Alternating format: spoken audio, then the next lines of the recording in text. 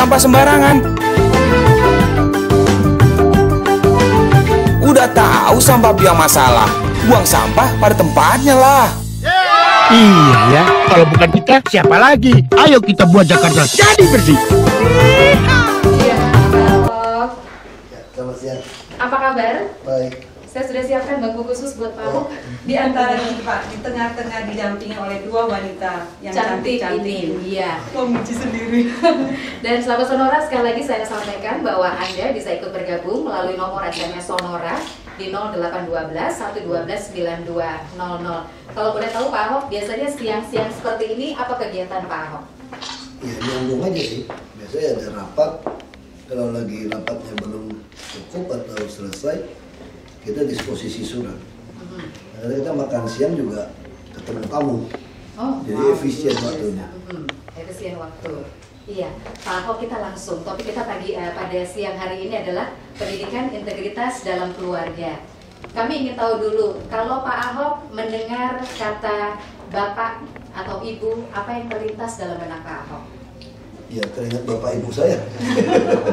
Sederhana itu ya Pak? Iya. Seperti apa sih bapak ibu bagi Pak Ahok?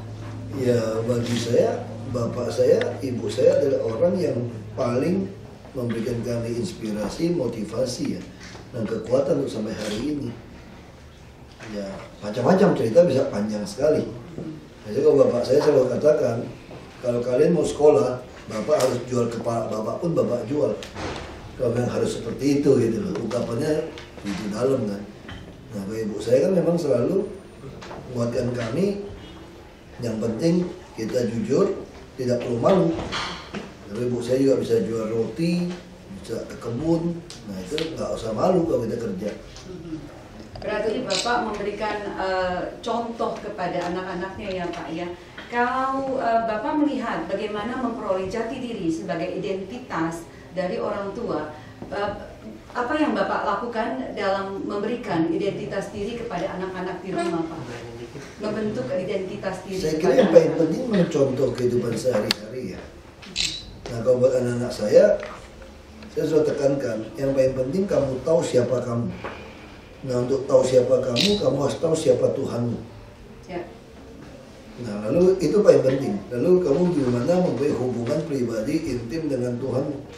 Kalau kamu tahu siapa Tuhan, siapa kamu, dan kamu tahu hubungan intim dengan Tuhan, apapun masalah di dunia ini kamu bisa atasi. Karena Bapak kan nggak bisa dampingin terus. Iya. Dan percepatan dunia sekarang kan luar biasa dengan sistem internet teknologi seperti ini. Kita udah nggak bisa nimbangin anak-anak. Anak-anak tahu lebih banyak kata-kata yang jorok, yang porno daripada kita. Dia lebih ngerti daripada kita gitu loh. Makanya saya bilang ini Anda harus tahu sendiri. Pada umumnya orang tua ini anaknya ingin sehat Pak, pintar, moral yang tinggi, sukses di kemudian hari. Terus banyak sekali sekolah-sekolah yang Bapak ketahui menawarkan program-program sedemikian rupa. Banyak buku juga yang membahas tentang kesehatan anak, menanamkan karakter yang baik, menjadikan anak jadi pintar. Tapi orang tua tidak pernah memberikan panduan atau tips bagaimana orang tua harus mencapai hal-hal tersebut. Menurut Pak Ahok? Kalau menurut saya kita kasih contoh saja gitu loh. Anak saya yang udah remaja 16 tahun ini dia bisa mulai mulai olahraga dari 14 tahun 15 tahun kan dia lihat saya olahraga. Dia mulai baca kitab suci karena dia lihat saya baca. Nah saya kira ini jauh lebih baik. Soal makan juga dia lihat kita cara makan. Ya. Nah itu Jadi lebih semua baik seperti aspek ya Pak ya. itu jauh lebih cepat Betul. daripada kita kasih apa macam-macam. Jadi menjadi role model Pak ya, menjadi Iya. teladan bagi anak-anak. Kalau tadi Pak Ahok di awal menyampaikan bahwa ketika mendengar kata bapak atau ibu langsung terbayang sosok bapak ibu, kemudian seperti apa mereka membesarkan Pak Ahok. Nah sekarang gantian, kalau anak-anak 3 anak Pak Ahok dikatakan seperti apa ayah kamu, Pak Ahok inginnya mereka bilang apa Pak? Ingin dikenal sebagai sosok ayah seperti apa Pak? Saya tidak tahu ya, saya hanya berpikir buat saya jujur aja, saya ingin anak-anak saya bilang, saya waktu saya ada apa-apa sekarang ini, apapun yang terjadi sama saya, kamu jangan pernah ninggalin Tuhan. Nah, sosok itu saya kira penting gitu loh, bahwa saya adalah orang yang menggantungkan hidup saya sama Tuhan. Nah, sama ketika anak perempuan saya komunikasi sama anak perempuan agak jarang ya. Waktu itu istri saya lagi ke Amerika, adiknya lagi operasi. Terus dia ada kesulitan apa? Dia nggak ngomong sama saya karena dia lihat saya lagi capek gitu. Nah, terus saya bilang, kenapa nggak ngomong? Nggak, papa lagi capek gitu. Kalau gitu kamu hibur papa nggak? Kalau ada cewek itu jawab apa tuh nggak? Papa nggak perlu dihibur, dia ada Tuhan. Dia bisa sendiri gitu. Istri banget tuh parah sekali nak cewekmu sampai merasa dia asing, kamu bisa ajak dia ngomong gitu. Emang Pak Ahok ingin dihibur seperti apa sama anak perempuannya? Saya nggak, makanya istri saya suruh dia gitu kan. Kalau dia bilang ngapain mau dihibur, dia bilang gitu. Bapak bisa ajak sendiri. Anak-anak bisa merasakan kedekatan Pak Ahok sendiri dengan kita. Ya tahu saya suka sendiri kayak diem kalau lagi masalah saya suka duduk diem gitu. Jadi kalau liburan kegiatan sama anak-anak seperti apa Pak? Kita lebih baik di rumah sekarang. Kalau ada Melakukan hal kesempatan apa? nonton. Yang bisa lihat yang main game, bisa nonton, Tontonnya apa tuh Pak tontonannya? bisa nonton film bareng, bisa berenang bareng, Baik. Pak Ahok hobinya bisa apa sih? tembak-tembakan juga. Hobinya apa Bapak? Hobi saya duduk diem-diem gitu. Pak, saya mau kutip ini Pak, ada dari Pak Tong mengatakan, Pak Stephen Tong mengatakan bahwa mendidik anak itu bukan hanya teori, bukan hanya suatu kepintaran atau kefasihan juga, tapi mendidik anak adalah menunjukkan diri sampai ke suara hati kita, bisa menembusi awan gelap, masuk ke dalam hati anak sampai mereka menyadari arti pendidikan. Arti pendidikan menurut Pak Ahok sendiri mengenai hal yang disampaikan Pak Stephen Tong ini seperti apa Pak? Ya makanya saya mungkin akhirnya terlalu ke arah rohani gitu ya. Menurut saya itu sumber permulaan semua hikmat pengetahuan itu adalah takut akan Tuhan. Mengenal Tuhan. Jadi itu sebenarnya itu intinya jadi manusia. Sama kalau kita beli handphone baru, beli alat elektronik baru, Anda pasti akan membaca, beli kamera baru akan membaca buku panduan. Supaya Anda tahu makanya fungsinya penuh, beli kalkulator, jangan manual book. Nah kalau mau tahu pakai orang secara penuh, belum tentu ngerti semua kan. Kita baca manual book juga ngerti semua, ya harus baca kitab suci. Nah, saya pikir itu awal dari pendidikan. Kalau kamu baca semua buku-buku kisah sukses segala macam itu ya, semua aja kamu baca. Itu saya inti itu semua itu sudah teman. Inti ya kamu harus mengasihi Tuhan Allahmu sama hatimu dan mengasihi sama manusia seperti dirimu sendiri. Nah ini pada kedua ini tergantung seluruh hukum Taurat dan kitab Nabi kan. Jadi intinya itu sebetulnya. Intinya itu. Nah bagi saya kalau kamu betul-betul membaca firman Tuhan, kamu berusaha minta pertolongan Tuhan melakukan itu dengan baik, ya itu hakikat manusia. Soal buku yang lain kisah-kisah sukses orang semua mengambil ke arah situ kok. Bicara tentang buku bacaan selain kitab suci, buku-buku apa yang Bapak rekomendasikan kepada anak-anak? Anak-anak suka membaca Saya apa? lebih sering, mereka wajib baca juga di sekolah. Oh, wajib. Harus baca gitu tebal. Kemudian anak-anak suka baca kan. Karena itu kewajiban di sekolah. Nah saya lebih sering kasih mereka tuh buku-buku biografi orang-orang penting. Contohnya Pak, seperti apa yang anak-anak Macam baca? saya bisa kasih dia buku Jadi Lee bisa. Kuan Yew, gitu. Buku Mao Zedong juga dia harus baca dia tahu. Ada buku Soeharto dia bisa tahu. Nah kan dia bisa diskusi sama kita. Kenapa orang ini bisa kayak begitu? Dan diberikan kebebasan untuk berdiskusi tentang buku bersama. Ya anak yang laki ya kan kecil kan belum terlalu ini. Usia 7 tahun yang kecil ya Pak ya? 8 tahun kan? 8 tahun. 8 tahun. Jauh, ya. Baik, sahabat Sonora Network, kita masih di program Happy Parenting with Novita Tandri, pakar pendidikan anak, yang disiarkan langsung dari Balai Kota Jakarta dengan tamu istimewa kita, Bapak Basuki Cahaya Purnama atau Pak Ahok. Beliau adalah Wakil Gubernur DKI Jakarta. Terima kasih untuk Anda yang sudah menyampaikan pertanyaan lewat SMS atau Anda bisa mention juga @sonorafm92 atau @novita-tandri. Tetap bersama kami di Sonora Network. Tasya, sahabat Sonora Network, kita kembali lagi bersama Bapak Insinyur Basuki Cahaya Purnama MM atau Pak Ahok, Wakil Gubernur DKI Jakarta di Happy Parenting with Novita Tandri. Saya mau tahu dulu nih Pak Ahok, karena banyak yang menyampaikan Pak Ahok kok bisa kayak galak, kayak tegas gitu ya Pak. Mau tahu dulu masa kecilnya dulu, apa yang membuat Pak Ahok bahagia? Iya. Saya sih orang happy aja dari dulu sih. Ay, benar. Bahagia. Gimana gak bahagia, kita hidup di lingkungan yang enak, orang tua yang dari sisi ekonomi kita oke, dari kecil udah pakai piyama, udah pakai safari, pakai jas, pakai sepatu. Kita udah punya TV hitam putih yang siap, yang segede meja itu, yang masih banyak semut-semutnya itu tuh. Ya kita lahir di tengah keluarga yang lumayan ya kecil. Kegiatan masa kecilnya Pak? Saya sekolah juga di sekolah SD kampung, SD negeri. Kecil kita bisa pergi berburu, memetik buah jatuh, bisa pergi mancing, main ke hutan, ya tangkap burung, main bola di sebelah kan. Kalau lihat hidup yang Pak Ahok waktu kecil yang begitu bebas, karena hidup tumbuh dan berkembang di kampung Pak.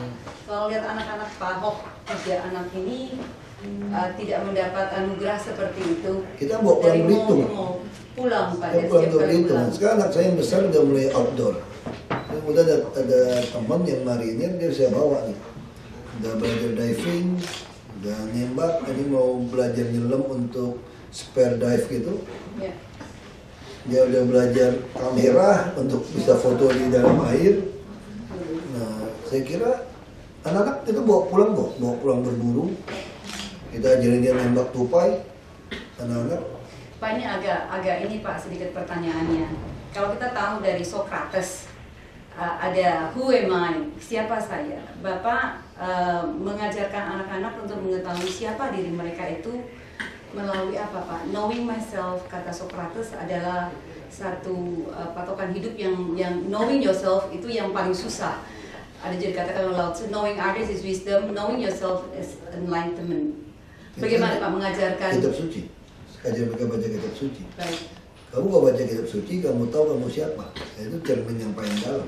Destinasi tujuan hidupnya jelas mana arahnya. Anak kecil bisa frustrasi loh, anak kecil. Bisa merasa mau mati juga kalau dia beban tugasnya terlalu berat kan. Ini saya bilang, yang penting dia mesti tahu. Saya sudah bilang ini, kamu baca kitab suci pun, kamu ya kita bimbing ya, kita sampai dapat dia. Orang yang baik itu bukan tidak berdosa, tidak salah. Cuma grafiknya bukan naiknya plus minus, tapi naik turun, arahnya ke atas. Itu yang paling penting. Nah, itu paling penting. Bisa saya waktu itu ditanya begini. Waktu saya ke India, teman-teman DPR tanya sama saya, bagaimana pandangan Anda tentang anggota dewan yang menonton video porno di paripurna? Tanya sama saya.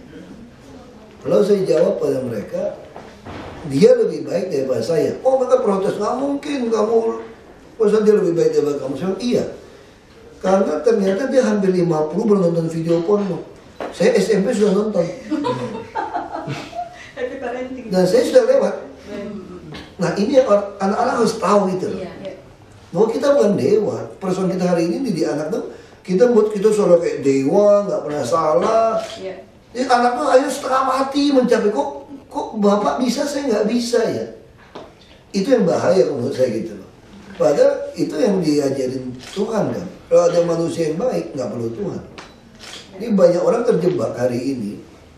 Kadang-kadang bisa jadi gila loh, kamu tahu terlalu baik kitab suci, tiba-tiba kamu dihakimin, kamu tidak sadar kamu siapa, kamu nggak mampu berbuat. Banyak orang berusaha berbuat untuk tidak berdosa.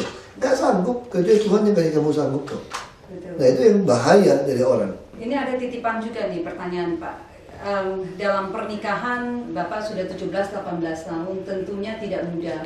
Ada masa waktu perkawinan yang sudah semakin panjang, tentunya anugerah Tuhan, jadi kelihatannya terlalu biasa gitu. Lalu mungkin ada ketidakseimbangan dalam memberikan cinta, suami lebih cinta kepada istri dan sebaliknya. Ada yang sakit dan lainnya. Itu bagaimana Pak mencikapi untuk menghadapi tantangan ke depan dengan pernikahan yang jadi cinta yang rasanya tai kucing itu udah hilang itu rasa. Saya kira mesti duduk ngomong bareng ya. Mesti duduk ngomong bareng, kita bisa naik turun. Pasti naik turun ini. Nah, Anda mesti duduk ngomong. Yang paling susah kalau kita tidak mau memperbaiki. Ya, pasti ada masalah pernikahan gitu loh. Apa punya anak-anak, pasti masalah. Kita dari sisi itu ya, begitu anak-anak masih kecil mau tidur di ranjang kita aja terus bisa masalah kita sebetulnya. Karena anak-anak juga masalah. Jadi itu banyak sekali masalah ya, itu harus adjust lah. Kita harus adjust berdua, kita ngomong. Memang nggak semua masalah. Yang paling repot tuh kalau kamu menikah bukan karena cinta, itu yang sedikit masalah. Nah menurut saya pun lembaga keagamaan pun salah dalam hal ini. mengajarkan tentang pernikahan. Saya suka cerita. Kenapa pernikahan bisa bermasalah? Karena kita ini dikasih standar dari pendeta, misalnya orang Kristen itu terlalu tinggi gitu. Gak pernah ngajarin sesuatu yang yang berbau, yang sedikit, yang enjoy, yang pressure nggak boleh. Kita orang Kristen bisa ajarin sesuatu yang ini nggak boleh, itu nggak boleh. Nah akhirnya jadi ekstrim di barat, terjadi di barat menurut saya adalah orang kumpul kebo dulu baru menikah. Nah kita kan diajarinnya sesuatu yang wah itu tinggi banget kan. Nah itu bermasalah menurut saya. Ekspektasinya terlalu jauh ya Pak untuk Iya, jadi pendeta segala macam itu di dalam kelas pernikahan juga nggak pernah ngajarkan sesuatu misalnya tentang seks, mana berani dia ngomong. Nah itu orang belajar di luar jadi ngaco kan. Nah itu yang menurut saya salah gitu. Padahal seks ada pressure yang Tuhan kasih kan. Banyak orang bisa merasa nggak boleh lah ngomong kayak begitu gitu, kayak nggak boleh gitu. Itu jadi perdebatan dengan orang tua kan, di radio orang tua kan. Ya sama dengan orang gereja ditanya, boleh nggak oral seks? Oh nggak boleh, itu tabu, itu dosa, nggak boleh macam-macam gitu loh. Itu jadi masalah di kita seperti gitu loh. Nah memang kadang-kadang kita baca surat Paulus bisa salah paham, dia nggak menikah. Bisa jadi masalah. Saya suka disertai sama orang. Apa dosa Daud yang paling parah? Banyak orang Kristen mengatakan Batseba ngambil dari istrinya Uria. Saya bilang enggak.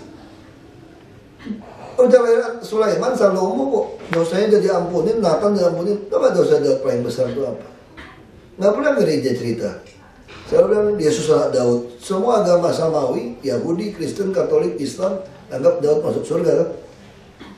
Nah, pertanyaan saya, ada nggak orang segila Daud mau mati saja?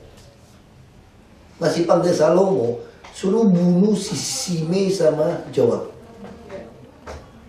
Terus matilah Daud. Gak ada yang bilang, lu dosa lu. Masa lu mau mati masih nyuruh anak lu bunuh orang? Gak ada tuh. Orang gak pernah ngomong itu. Yang diributin si Batseba aja kasusnya gitu loh.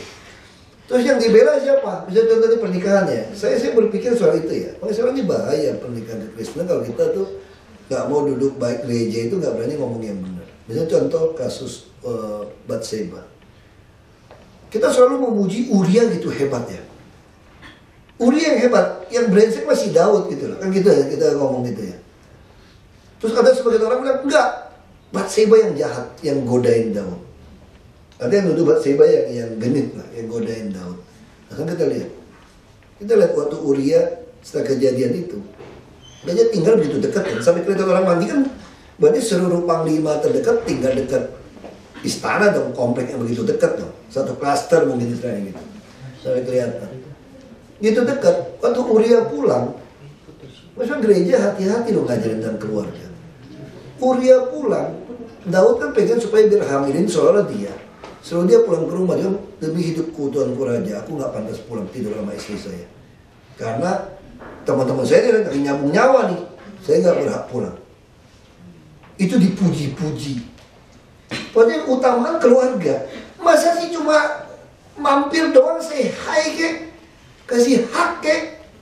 Kamu gak sempat itu juga boleh dong lihat istrimu seperti apa. Uria lakukan gak? Enggak. Semua muji dia. Kalau ngomong Uria seolah-olah orang yang hebat. Nah terus yang kedua kali gak pulang kan? Terus si Daud ngajak dia pesta makan, minum. Pernah gak dia ngomong, demi hidupku Tuanku Raja, temanku gak makan nih, aku gak pantas dong makan yang enak. Gak ngomong lah, makan sampai mabok tidur. Kenapa anda mujinya Uria? Gitu maksud saya gitu loh. Gereja hati-hati tuh bicara tentang keluarga. Harusnya dia gak bener nih. Harusnya dia pulang dong. Kalau kita film-film ya 300 atau film-film kolosal gitu. Kalau kita baca Alkitab ya. Itu kan tiap kali prajurit pulang, itu pasti cewek-cewek muda nari-nari bisa diajak tidur tuh. Ada prajurit bakti segala macam kok. Nah saya menafsirkan, jangan-jangan nih si Uria ini udah demen daun muda gitu loh. Dia pulang ke istrinya yang paruh baya kan. Dia kan bilang tai kucing udah hilang dong. Masalah gigi tai kucing coklat udah hilang nih. Gak ada yang tafsirkan. Nah terus kamu baca baik-baik kalau di Alkitab kita ikuti. Maksudnya gereja harus berani ngomong ini persoalannya. Coba kamu baca Alkitab lebih baik lagi. Kejadian sama, Amnon memperkosa adiknya Absalom, Tamar. Habis itu, sebelum cerita itu ada cerita Daud dengan Batseba. Ini kronologi ini, Alkitab dicatat itu. Apa hasilnya? Amnon langsung benci. Tapi kok Daud kesengsem sama si Batseba? Perkosa loh. Perkosa orang. Itu kan diperkosa juga.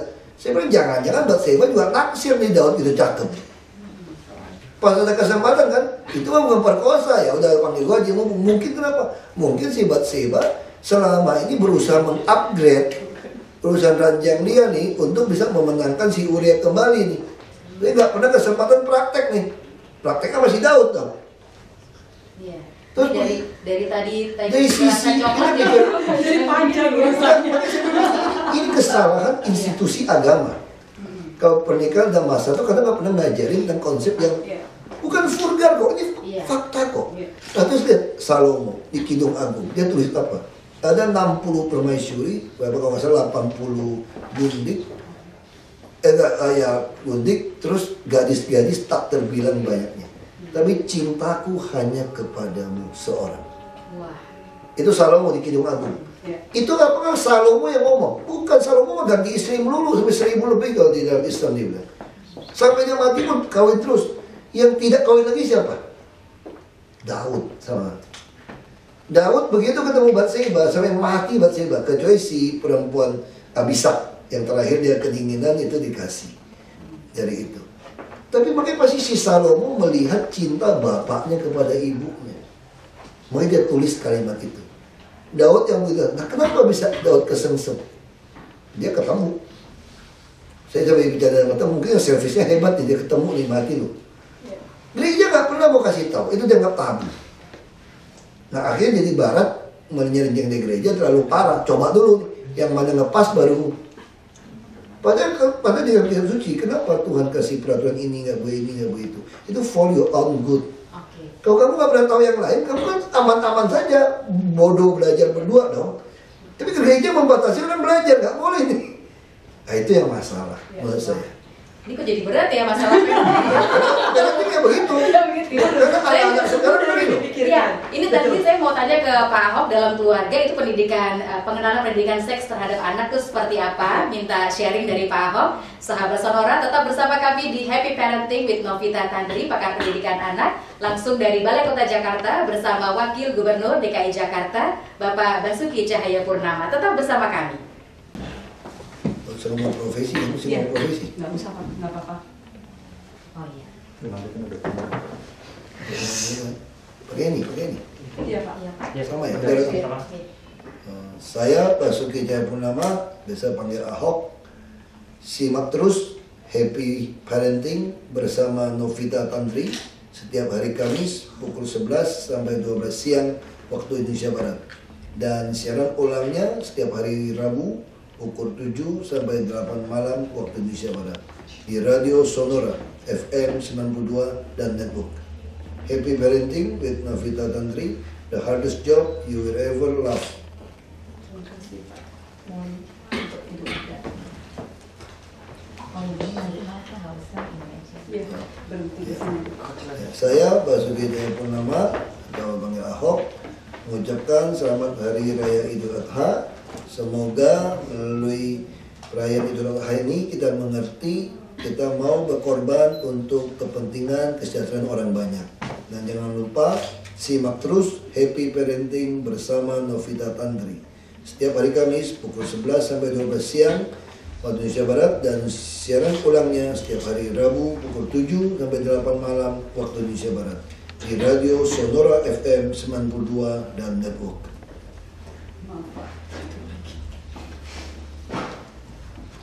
Saya Basuki Cahayapurnama atau dipanggil Ahok mengucapkan selamat Hari Raya Natal dan Tahun Baru. Semoga di Hari Raya Natal dan Tahun Baru ini kita diberikan hati yang baru untuk menyongsong Jakarta baru. Dan jangan lupa simak terus Happy Parenting bersama Novita Tandri setiap hari Kamis pukul 11 sampai 12 siang waktu Indonesia Barat, dan siaran ulangnya setiap hari Rabu pukul 7 sampai 8 malam waktu Indonesia Barat. Hanya di Radio Sonora FM 92 dan Network. Kurang hanya, ada hanya lebih enak. Berhentinya, nyambungnya.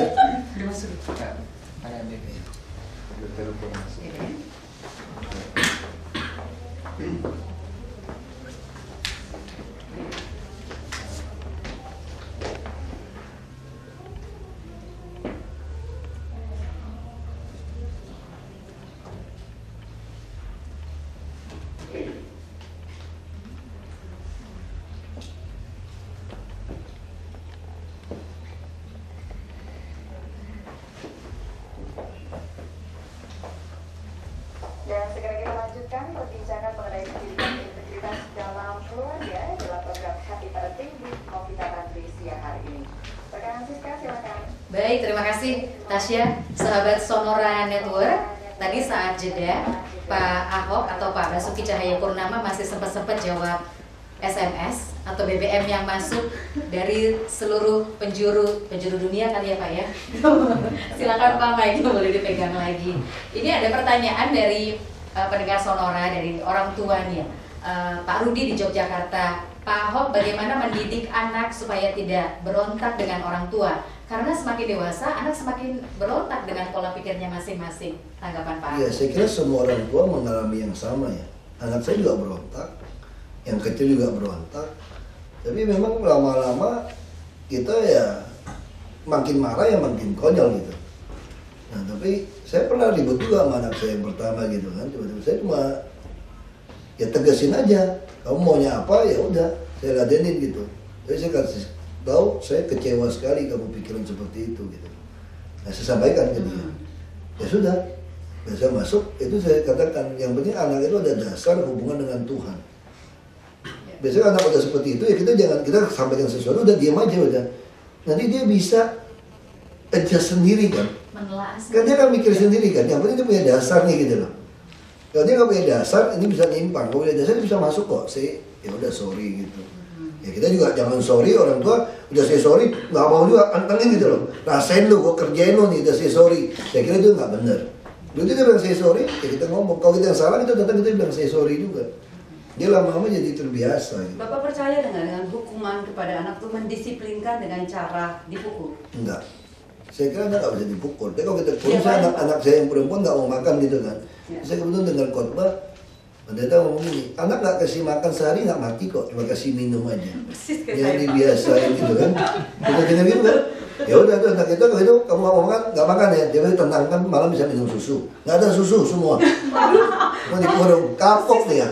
Besoknya apapun yang kita siapkan habis semua ya Pak ya. Kita kan selalu takut kan, kita merasa sayang, takut dia mati, takut apapun. Biar itu sehari minum air putih aja.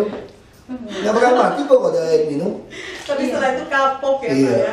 Tadi sebelum jeda saya tanyakan ke Pak Ahok, bagaimana dengan pendidikan seks ini di dalam keluarga, pengenalannya Pak Ahok? Nah ini menarik. Saya nggak ada spesial dalam pendidikan seks kepada keluarga. Memang kita ajak mandi bareng sih. Orang tua istri saya ngajak mandi, yang cowok mandi bareng saya. Supaya dia ngerti lah gimana cara bersih, mandi gitu kan.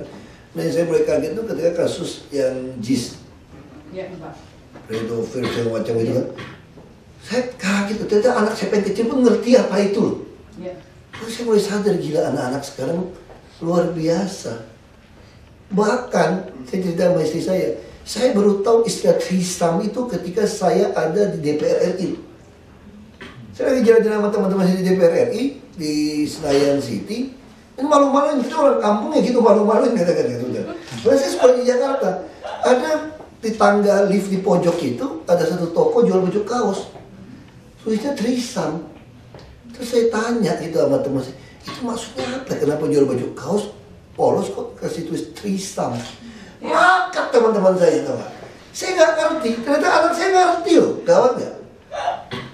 Anak saya ngerti, baru saya ngomong gitu. Aduh. Ya, Bapak berenang di sungai, Bapak main layangan Pak di kampung. Yang di Jakarta akses dengan internet begitu luar biasa. Dengan satu klik. Kaget saya. Makanya saya bilang sama istri saya, yang penting kita mesti jelasin pelan-pelan seperti apa.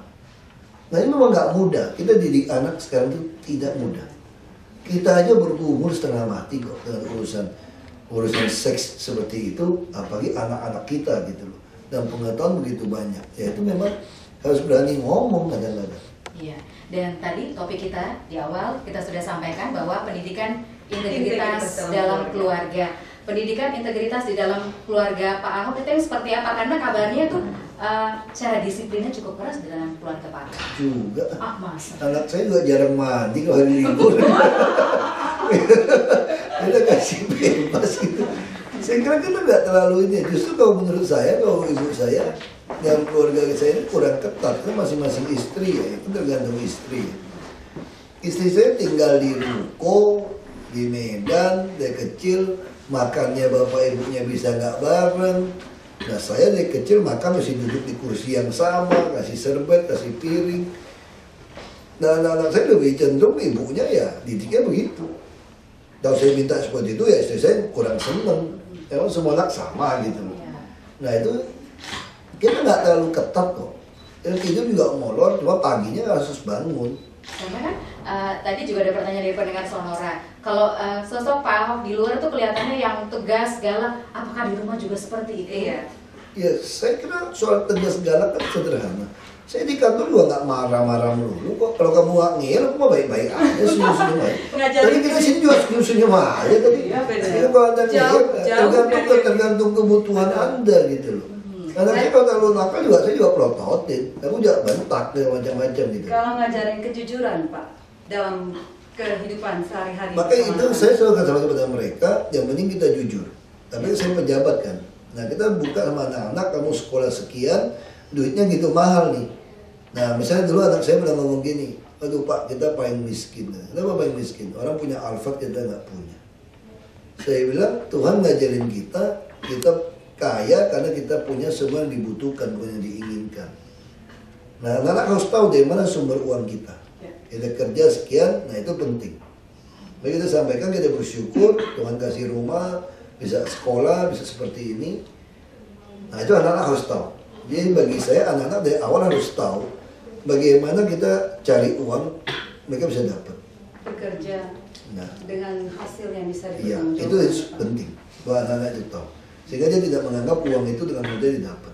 Baik, sahabat Sonora Network, nanti kita akan kembali lagi masih di program Happy Parenting with Novita Tandri, pakar pendidikan anak, dengan tamu istimewa kita, Bapak Insinyur Basuki Cahayapurnama MM atau Pak Ahok, Wakil Gubernur DKI Jakarta. Siaran ini langsung dari Balai Kota Jakarta. Kita kembali dulu ke studio utama. Lagi soalnya. Ini dua segmennya kurang bagus lagi. Sini ya Pak. 1, 2, sekali lagi 1, 2. Oke.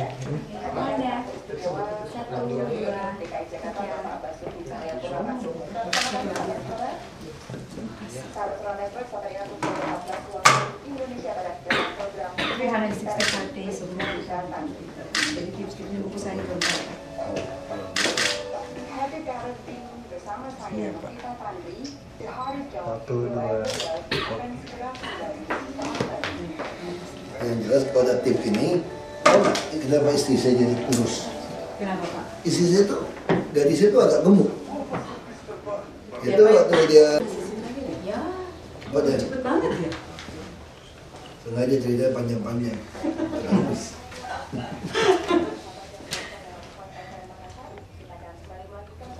Satu pertanyaannya. iya, sahabat Sonora Network masih di Happy Parenting yang bisa Anda ikuti setiap hari Kamis pukul 11 hingga pukul 12 di Sonora Network. Siaran ulangnya dapat Anda ikuti setiap Rabu malam pada pukul 19. Selamat bergabung juga untuk teman-teman di Smart FM Makassar. Salam hangat dari Balai Kota Jakarta. Dan kita masih di Happy Parenting with Novita Tandri, pakar pendidikan anak, bersama Bapak Basuki Cahayapurnama. Pak Ahok, pertanyaan saya Pak di segmen terakhir nih. Laki-laki kan umumnya seneng nih dikatakan sebagai kepala keluarga, kepala dari wanita, kepala daripada rumah tangga. Kalau menurut Pak Ahok sendiri, definisi kepala di dalam keluarga itu apa Pak? Istri Ya, jadi makanya orang suka meledek itu kan, suami saya itu kepala saya. tapi saya lehernya kepala katanya. Tangan leher nggak bisa nengok Iya, ya Pak ya. sama aja. Saya kira nggak ada lah istilah mana kepala mana ini. Kita punya tanggung jawab sama aja sebetulnya. Jadi kalau kita prinsip kepala itu, kalau kamu jadi kepala, kamu yang harus paling banyak bekerja, melayani, berkorban. Itu konsep. Jadi kalau kamu mau jadi kepala, ya kamu harus yang kerja paling banyak, yang urus paling banyak. Kalau konsep istri bekerja? Saya sih oke saja, tapi kalau yang kebutuhan uang sudah cukup, ya untuk apa kerja kalau anak masih kecil. Nah, saya ada pandangan saya seperti itu. Karena anak-anak itu masa 12 tahun lewat ini begitu penting. Seperti balita kan.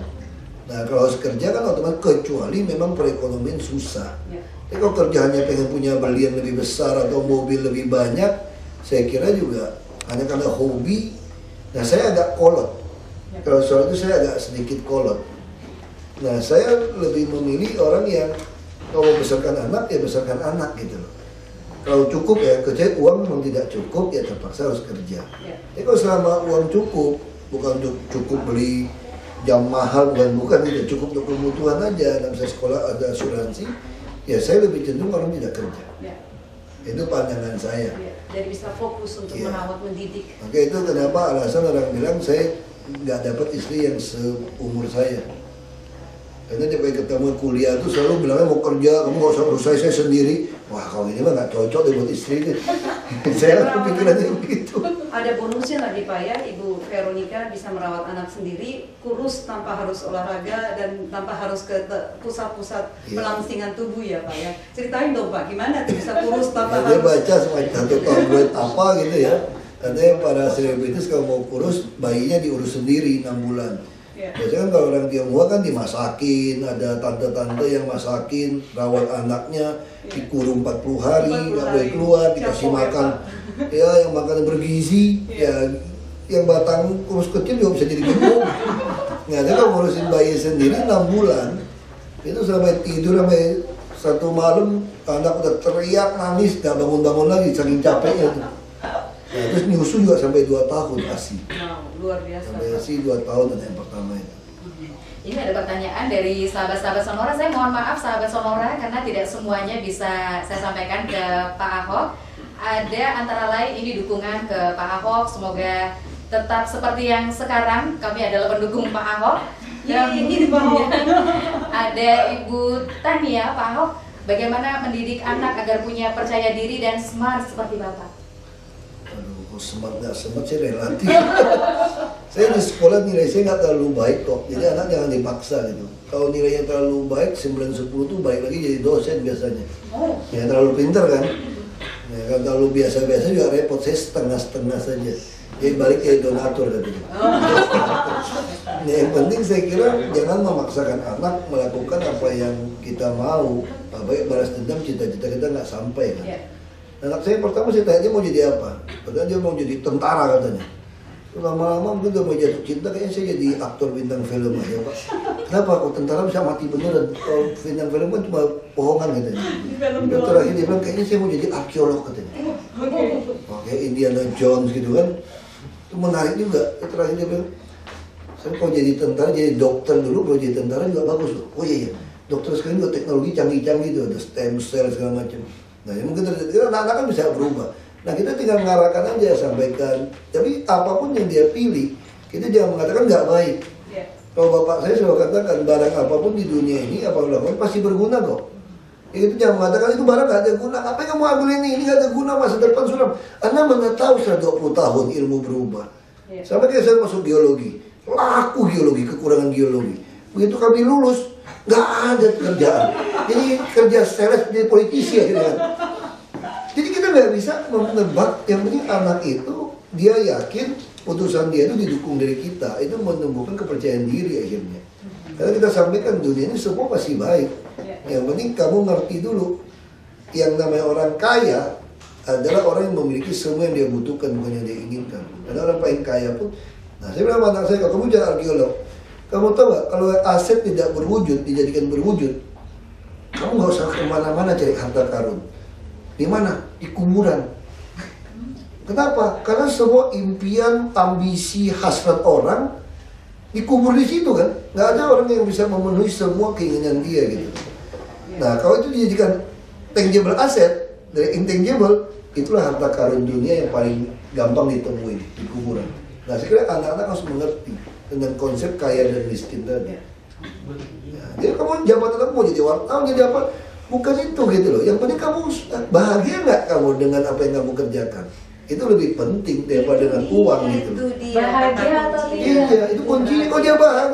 Kalau dia bahagia mau main band aja ya nggak apa-apa. Yang penting dia bisa biayain dia ya. Jangan main band nodong sama orang tua melulu kan nggak lucu juga. Nah itu kan mesti dia sadar, orang tua bisa dampingin dia terus. Iya. Yang penting bahagia lah. Dia mesti bahagia, dia suka, nikmati. Kalau nggak suka kamu burn out.